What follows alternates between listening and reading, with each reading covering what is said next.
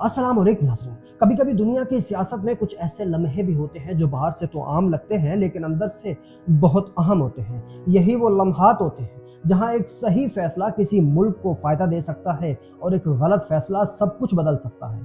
ऐसा ही एक मौका उस वक्त आया जब अमेरिका के सदर ट्रंप ईरान के साथ कशीदगी के बाद एक नए मरहले में दाखिल हो रहे थे। ये कशीदगी लंबी भी थी और महंगी भी। दुनिया भर में इसका असर पड़ रहा था और दोनों मुमालिक पर दबाव भी था। लेकिन फिर एक ऐसा वक्त आया जब हालात अचानक बदलने लगे। जंग बंदी हुई। बज़ाहिर ये एक आम सी जंग बंदी थी लेकिन अगर गौर से देखा जाए तो ये अमेरिका के हक में थी।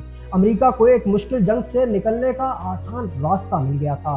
अब ना ज्यादा खर्च था ना वो दबाव जो जंग के दौरान होता है। सबसे अहम बात ये थी कि तेल की कीमतें नीचे आना शुरू हो गई, जो अमेरिका के लिए एक बड़ा रिलीफ था। दूसरी तरफ ईरान था। ईरान के पास एक ही मजबूत ताकत थी और वो थी तेल की रुकावट के जरिए दुनिया पर असर डालना, खास तौर पर स्ट्रेट ऑफ हॉर्मुज़ जैसे रास्तों से जहां से दुनिया का बहुत सा तेल गुजरता है। अगर वहां मसला हो जाए तो पूरी दुनिया में तेल महंगा हो जाता है और जब तेल महंगा होता है तो हर मुल्क मुतासिर होता है, खास तौर पर अमेरिका। यही ईरान की असल ताकत थी। लेकिन जंग बंदी के बाद ईरान ने हालात को ठंडा किया और रास्ता खोल दिया। तेल की सप्लाई दोबारा मामूल पर आने लगी, जहाज आबनाए हरमज से गुजरने लगे और कीमतें कम होने लगी। इसका मतलब ये था कि ईरान ने अपना वो हथियार, दबाव वाला हथियार मैदान में रख दिया जिससे वो अपने मुतालबात मनवा सकता था। लेकिन रास्ता खुलने से अमेरिका में आराम था। दुनिया पर जंग के असरात खत्म हो रहे थे। अमेरिका को कुछ नहीं करना था, उसके पास वक्त था, उसे कोई जल्दी नहीं थी। लेकिन ईरान के लिए मामला मुख्तलिफ था।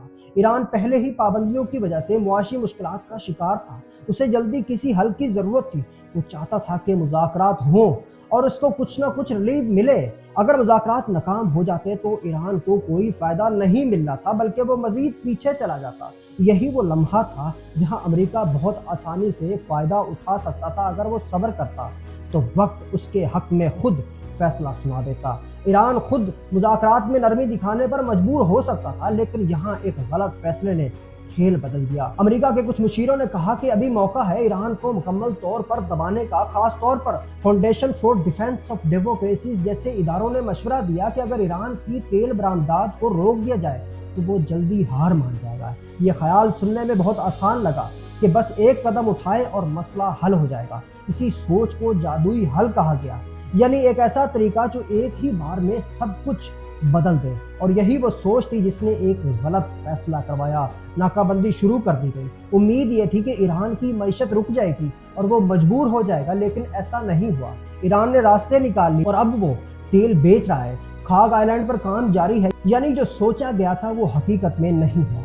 लेकिन एक और चीज जरूर हुई, तेल की सप्लाई मुतासिर होने लगी, कीमतें बढ़ने लगी। ये इजाफा इतना ज्यादा था कि जंग के दौरान भी इतना नहीं था।